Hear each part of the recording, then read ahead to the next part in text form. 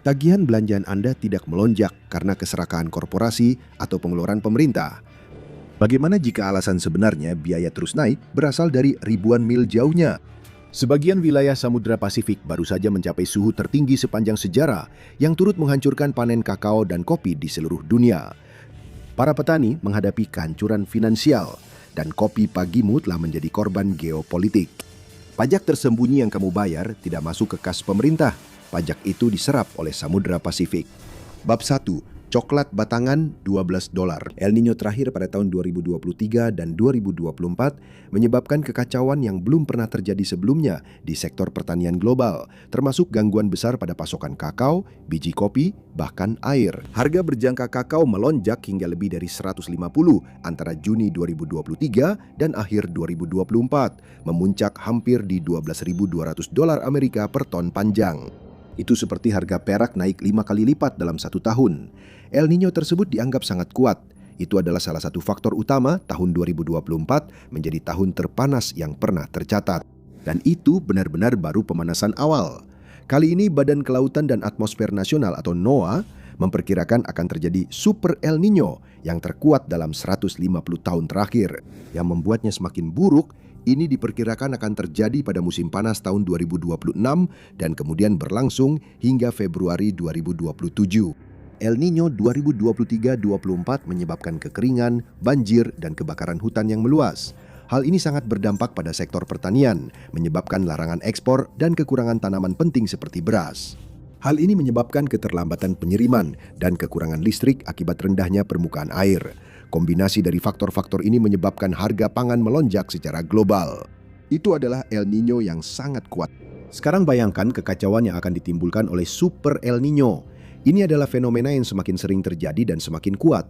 Beberapa ilmuwan memperingatkan bahwa kita mungkin sudah berada dalam keadaan El Niño yang kurang lebih permanen.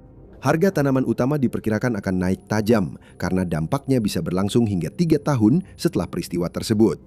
Harga kakao telah turun 70% sejak lonjakan El Niño yang memecahkan rekor pada tahun 2024, tetapi harga coklat tidak turun, bahkan tidak mendekati. Jika bukan karena tindakan yang diambil oleh para produsen, kemungkinan besar harganya akan jauh lebih mahal dari sekarang. Dalam upaya untuk menjaga harga tetap terkendali, para pembuat permen terpaksa menerapkan shrinkflation, yaitu batang coklat yang lebih kecil dengan harga yang sama. Korban terbaru adalah Mars Bar ukuran standar yang menyusut dari 1,8 ons menjadi 1,41 ons pada April 2026. Perusahaan seperti Lindt dan Sprüngli, Montale, serta pemasok bahan Barry Callebaut juga menurunkan kualitas produknya. Mereka mengganti mentega kakao dengan mentega shea dan minyak sawit. Yang lain menggunakan ekstrak ragi atau alternatif kakao yang terbuat dari biji anggur dan biji bunga matahari yang dipanggang. Jadi El Niño sudah menyebabkan batang coklat menjadi lebih kecil, rasa coklatnya berkurang dan lebih mahal. Sekarang harga kakao akan mulai naik tajam lagi. Tidak ada jalan keluarnya. Keuangan Anda berada di tangan El Niño. Perubahan iklim itu nyata dan Anda bisa merasakannya langsung saat membayar di kasir. Tapi dampaknya tidak hanya mempengaruhi hasil panen. Bab 2, jalur sempit Panama. El Niño juga menyebabkan kekeringan yang mengakibatkan penurunan permukaan air di sepanjang jalur pelayaran vital.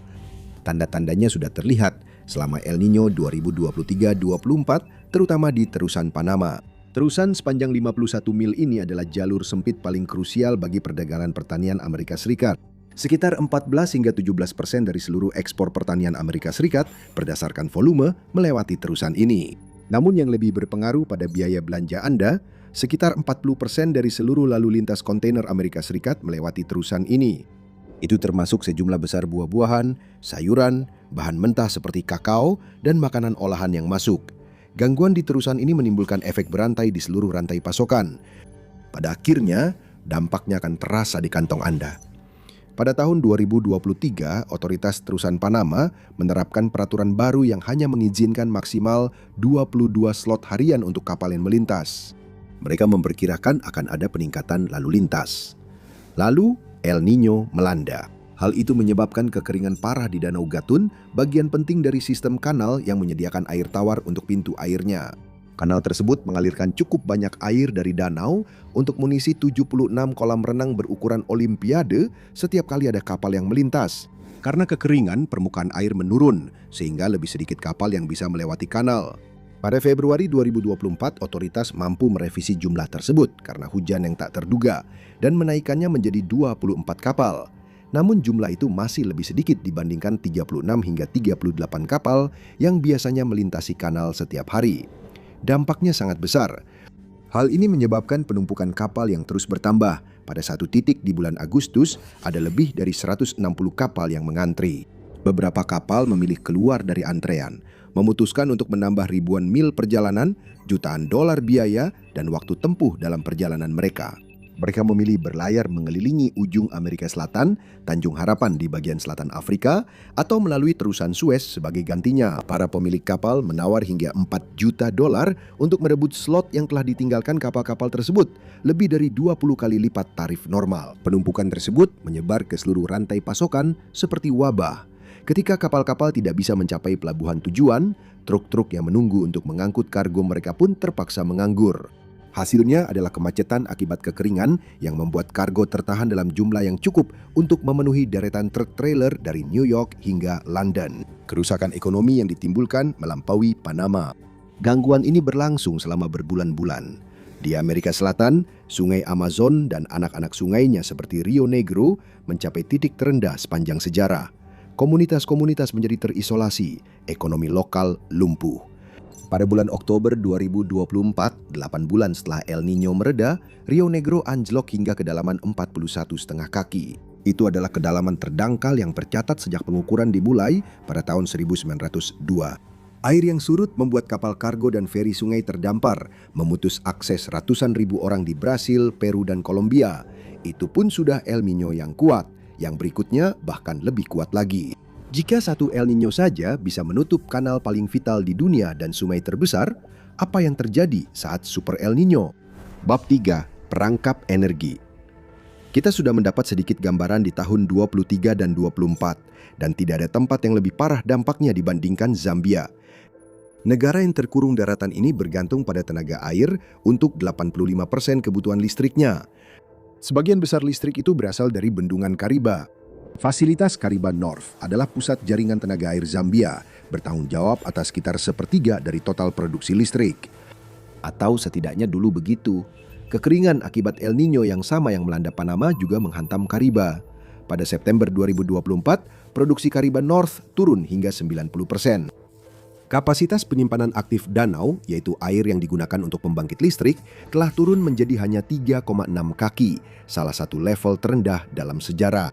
Pembangkit listrik tenaga air lainnya di Zambia juga berada dalam kondisi serupa. Tinggi air yang hanya setinggi lutut dengan cepat membuat negara itu benar-benar lumpuh. Permintaan listrik nasional Zambia rata-rata sekitar 2.400 megawatt. Pada bulan September, pasokannya turun menjadi 900 megawatt, penurunan sekitar 60%. Untuk menstabilkan jaringannya yang hampir runtuh, perusahaan listrik negara ZESCO terpaksa menerapkan pemadaman bergilir yang dikenal sebagai load shedding. Seiring krisis yang semakin parah, pemadaman listrik pun diperpanjang. Pada puncaknya, seluruh negara terbenam dalam kegelapan hingga 21 jam sehari. Warga Zambia sebenarnya sudah terbiasa dengan pemadaman bergilir selama 4 hingga 8 jam sebelum pemadaman 21 jam dimulai pada September 2024. 8 bulan kemudian, mereka masih menghadapi pemadaman listrik selama 17 jam setiap hari. Saat ini, negara tersebut masih dilanda pemadaman bergilir yang bervariasi karena defisit energi belum terselesaikan. Konsekuensi El Niño terakhir terhadap ekonomi sangat parah. Penurunan output industri, hilangnya jam operasional usaha, dan melambatnya aktivitas ekonomi. Namun, hilangnya kapasitas pembangkitan listrik juga memiliki dampak jangka panjang lain yang berpotensi lebih buruk, yaitu mengganggu transisi menuju sumber energi yang lebih bersih dan ramah lingkungan. Seperti kebanyakan negara, Zambia telah berupaya mendiversifikasi energinya dengan memperkenalkan teknologi yang lebih bersih. Negara ini telah menandatangani serangkaian kesepakatan untuk pembangunan pembangkit listrik tenaga surya. Ini termasuk kesepakatan senilai 2 miliar dolar dengan perusahaan milik negara Uni Emirat Arab, Masdar, dan perjanjian pembelian listrik dengan perusahaan asal Kanada, Sky Power Global. Mereka berharap dapat menyediakan energi surya yang cukup untuk mengaliri 4 juta rumah tangga. Sekarang Zambia terpaksa melakukan upaya putus asa untuk menjaga agar listrik tetap menyala. Mereka beralih ke batu bara. Pada bulan Juni 2026, Badan Investasi Negara Zambia, ZCCM Investments Holdings, mengumumkan kemitraan dengan perusahaan milik Tiongkok, Wonderful Group Services Limited.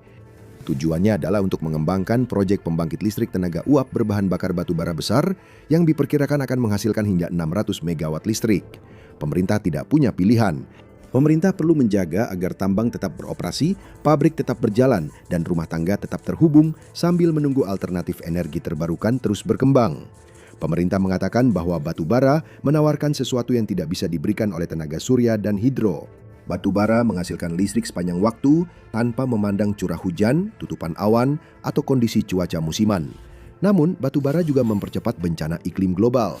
Kelangsungan hidup jangka pendek dipertukarkan dengan bencana jangka panjang. Dalam ironi yang kejam, transisi menuju energi hijau justru digagalkan oleh perubahan iklim yang seharusnya dilawan.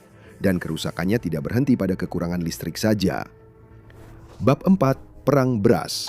Kurangnya air tidak hanya menyebabkan listrik padam. Hal ini menguras cadangan pangan global, meningkatkan kemungkinan kelaparan massal, dan melonjaknya harga bahan makanan pokok yang langka seperti beras. Dalam 1 dekade terakhir, India telah menjadi pengekspor beras terbesar di dunia, menyumbang 40% dari ekspor beras global pada tahun 2022 dan 2023. Setiap gangguan terhadap ekspor India berdampak besar ke seluruh dunia. Dan itulah yang terjadi selama El Niño 23-24. Di seluruh Asia, beras adalah dasar dari pola makan masyarakat. Beras menyediakan antara 40 hingga 67% dari total kalori yang dikonsumsi. Negara-negara dari Bangladesh hingga Nepal sangat bergantung pada impor dari India. Itulah sebabnya kepanikan menyebar pada Juli 2023 ketika India tiba-tiba melarang ekspor beras non-basmati berlaku segera. Lebih dari 40 negara bergantung pada India untuk lebih dari setengah impor beras mereka, dan larangan tersebut memengaruhi sekitar 25% dari total ekspor beras India. Hal ini menyebabkan kepanikan seketika. Larangan tersebut berlangsung selama sekitar 14 bulan, dengan pemerintah India mencabutnya pada September 2024. Selama periode ini, total ekspor beras India turun sebesar 34% dibandingkan tahun sebelumnya. Ekspor beras putih non-basmati anjlok sebesar 88%. Itu setara dengan menghilangkan setiap butir beras dari rak di setiap Walmart di Amerika Serikat. Dampaknya, harga beras melonjak di seluruh dunia. Negara-negara di seluruh Asia dan Afrika Sub-Sahara bergegas mencari pemasok baru, tetapi Thailand, Vietnam, dan negara pengekspor utama lainnya juga terkena dampak El Niño. Pada Februari 2024, harga beras patokan Thailand melonjak 22%, mencapai tingkat yang belum pernah terlihat dalam 15 tahun terakhir. Guncangan itu tidak berhenti di situ. Harga beras melonjak di seluruh Asia dan Afrika, memukul negara-negara seperti Nepal, Filipina, dan Senegal secara khusus.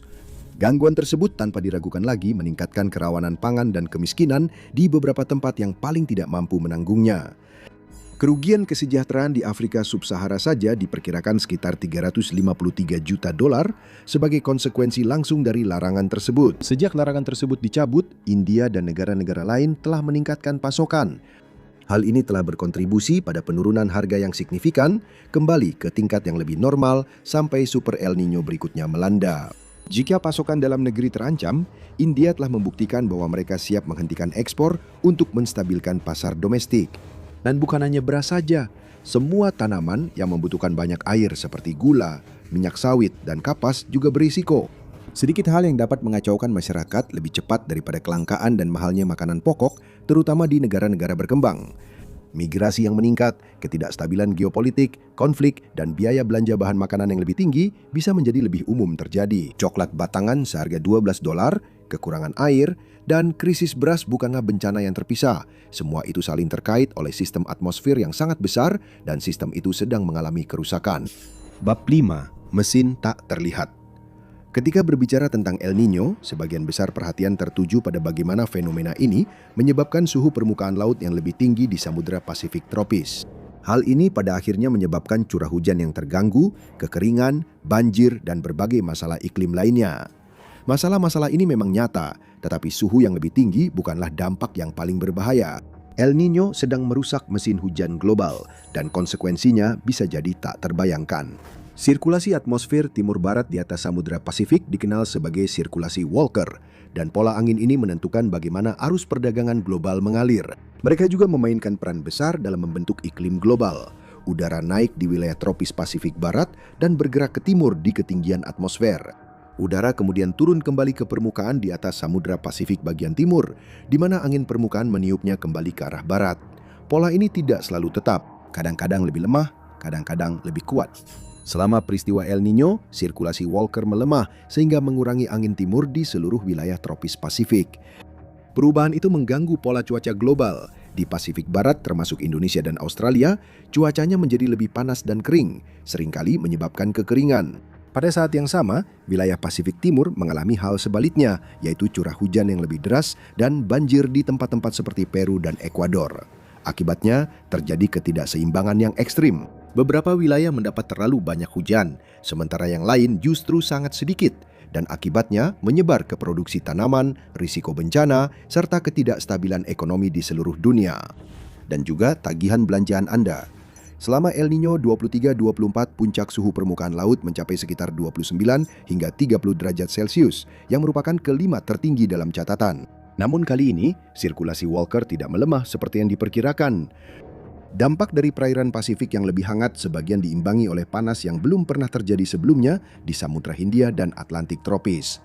Kelebihan panas itu memicu perubahan atmosfer yang memperkuat angin pasat dan memperkuat sirkulasi Walker sehingga menetralkan pengaruh Pasifik. Akibatnya, anomali curah hujan rata-rata di Pasifik tropis jauh lebih rendah dari yang diperkirakan. Tetapi akan menjadi kesalahan jika kita berpikir bahwa kita lolos begitu saja. Kita tidak lolos. Karena efek dari mesin hujan yang rusak ini tidak hanya tinggal di daerah tropis.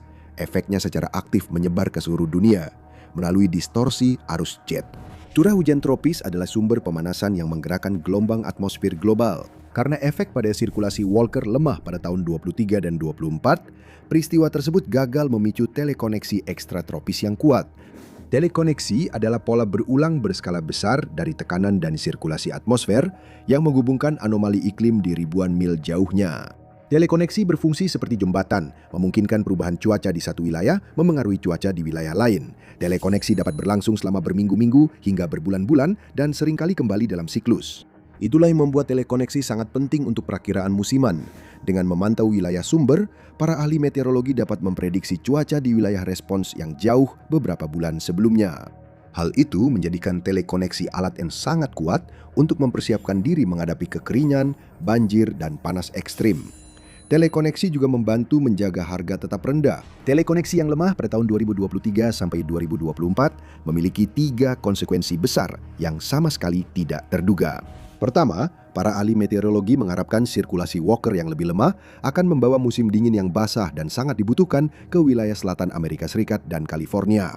Wilayah tersebut telah bergulat dengan kekeringan parah, namun hujan yang diharapkan tidak pernah benar-benar terjadi dan kekeringan pun terus berlanjut. Kedua, jika ada sisi positif dari El Nino, itu adalah El Nino cenderung menekan aktivitas badai topan. Geseran angin vertikal yang tinggi biasanya menghancurkan badai. Namun, karena respons sirkulasi atmosfernya lemah, geseran angin vertikal ini tidak terjadi di atas Karibia dan Atlantik seperti yang diharapkan. Akibatnya, musim badai tahun 2023 menjadi musim keempat paling aktif yang pernah tercatat. Dan yang ketiga, perakiraan musiman menjadi tidak dapat diandalkan. Kaitan normal antara suhu permukaan Laut Pasifik dan pola iklim global menjadi terganggu. Jadi bahkan ketika El Nino berperilaku berbeda dari yang diharapkan, dampaknya tetap parah. Dan itu karena efeknya tidak hanya terbatas pada daerah tropis dan wilayah pesisir saja. Bab 6. Distorsi arus jet. Planet ini adalah satu sistem cuaca besar yang sangat terhubung. Dan efek El Nino memengaruhi setiap sudut dengan caranya masing-masing. Di Amerika Serikat, pola cuaca menjadi terbalik akibat dampak El Nino pada sistem cuaca planet yang sangat penting, yaitu gelombang Rossby. Juga dikenal sebagai gelombang planet, mereka adalah jenis gelombang inersia yang terjadi secara alami pada fluida yang berputar. Gelombang ini ditemukan di atmosfer dan lautan bumi serta planet lain akibat rotasi planet tersebut. Gelombang Rossby adalah pola atmosfer dan lautan raksasa yang membantu membentuk cuaca global. Di atmosfer, mereka mengarahkan sistem tekanan dan arus jet. Di lautan, mereka bergerak di sepanjang batas antara air permukaan yang hangat dan lapisan dalam yang lebih dingin. El Nino mengganggu seluruh sistem ini. El Nino menggeser sumber utama energi atmosfer, yaitu sumber gelombang Rossby dari Pasifik Barat ke Pasifik Tengah atau Timur. Selama El Nino, suhu permukaan laut yang hangat di Pasifik Tengah dan Timur memicu gerakan udara naik yang intens di atmosfer dan hujan lebat. Hal ini memaksa udara menyebar di lapisan atas atmosfer, menciptakan wilayah yang oleh para ahli meteorologi disebut divergensi troposfer atas. Saat aliran udara ini berinteraksi dengan rotasi bumi dan pola angin latar belakang, hal ini menghasilkan sumber gelombang Rossby yang kuat. Sumber tersebut berfungsi seperti pistol start yang meluncurkan rangkaian gelombang Rossby stasioner yang bergerak ke timur laut mengikuti arus jet ke lintang tengah. Di Amerika Serikat, hal ini seringkali membentuk sistem tekanan rendah yang persisten di atas Teluk Alaska yang menjadi ciri khas musim dingin El Niño. Hasilnya adalah kondisi kering yang sering terjadi di Kanada bagian barat dan di Amerika Serikat bagian utara. Sementara badai dan udara yang lebih sejuk diarahkan ke Amerika Serikat bagian selatan. Tidak ada salju di Midwest, badai yang tidak biasa di California, sekarang kamu tahu alasannya. Tapi ini tidak hanya memengaruhi Amerika Serikat saja. Berkat telekoneksi, dampaknya dirasakan di seluruh dunia. Rangkaian gelombang kuat ini dapat merambat ke atas hingga ke stratosfer, di mana mereka melemahkan pusaran kutub. Gangguan itu kemudian bisa turun, memicu pemanasan atmosfer secara tiba-tiba, dan seringkali menyebabkan musim dingin yang lebih dingin di Eropa. Pada saat yang sama, sistem yang sama dapat menyebabkan panas ekstrim di wilayah seperti Sahel di Afrika. Dengan kata lain, tidak ada tempat yang luput. Dan karena gelombang Rossby bisa menjadi stasioner, mereka dapat mengunci sistem cuaca di satu tempat. Itu menyebabkan ekstrim yang berkepanjangan, kekeringan yang umum terjadi di bawah tekanan tinggi yang terus-menerus, atau hujan yang menyebabkan banjir di bawah sistem tekanan rendah yang stasioner, dan kondisi cuaca tidak wajar yang terus-menerus hanya mengarah pada satu hal, harga yang lebih tinggi saat berbelanja. Sekarang Anda mungkin berpikir, ya setidaknya El Niño hanya datang setiap beberapa tahun sekali, jadi dampaknya bersifat sementara. Sayangnya, itu adalah skenario terbaiknya. Bagian yang paling menakutkan dari semua ini adalah kita sedang memasuki keadaan El Niño permanen, di mana upwelling air dingin di Samudra Pasifik secara struktural melemah. Tahun-tahun yang lebih sejuk saat ini sekarang lebih hangat daripada tahun-tahun panas di tahun 1980-an, dan tren itu jelas meningkat dengan sangat cepat. Bab 7. Kematian siklus. Terlepas dari semua kekacauan yang ditimbulkannya dan masih berlangsung, El Niño 23-24 ternyata lebih ringan dari yang diperkirakan. Meskipun demikian, suhu permukaan laut global pada tahun 2023 dan 2024 melebihi suhu super El Niño 1997-1998 sebesar 0,2 hingga 0,3 derajat Celcius secara rata-rata di seluruh permukaan laut. Untuk memberikan gambaran tentang pemanasan laut global, lautan menyerap energi yang setara dengan 5 bom nuklir Hiroshima setiap detik. Dunia masih terguncang akibat dampak El Niño terakhir. Efek sisa panas yang tertinggal bahkan lebih menghancurkan daripada gangguan yang disebabkan oleh El Niño itu sendiri. Sekarang El Niño yang sedang berlangsung diperkirakan akan menjadi yang terkuat sejak tahun 1870-an. Namun sebelum kita sempat pulih dari El Niño itu atau dampak-dampaknya, El Niño berikutnya akan datang, lalu yang berikutnya lagi. Jadi, prospek meredanya biaya belanja dan tagihan utilitas Anda semakin suram. Kelangkaan pangan dan guncangan pasokan sangat mungkin akan semakin beragam dan memburuk.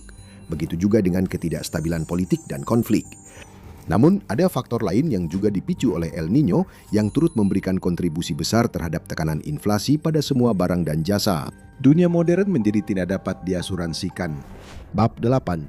Klausul asuransi. Dampak El Niño pada telekoneksi mendorong kenaikan premi asuransi global dengan menciptakan cuaca ekstrim yang tidak terduga, terjadi secara bersamaan dan meluas sehingga membuat model risiko tradisional kewalahan dan menguras modal reasuransi. Super El Niño adalah peristiwa yang mampu memengaruhi risiko di berbagai wilayah geografis, bahaya, dan lini bisnis. Dampak potensialnya sangat sulit, bahkan hampir mustahil untuk diprediksi. Bagi perusahaan asuransi, ini adalah mimpi buruk terbesar. Pola El Niño dapat secara bersamaan memicu kerugian akibat banjir di satu wilayah, klaim akibat kekeringan di wilayah lain, dan risiko kebakaran hutan di tempat lain. Itu berarti lebih banyak klaim dan biaya reasuransi yang lebih tinggi.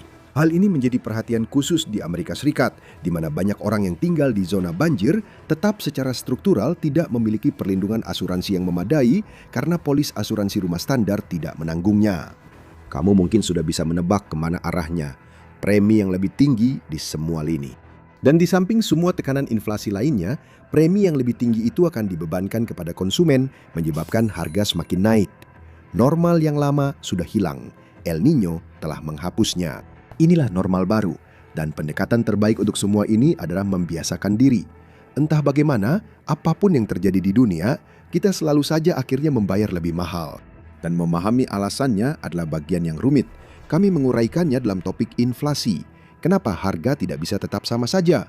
atau tonton saja video ini sebagai gantinya.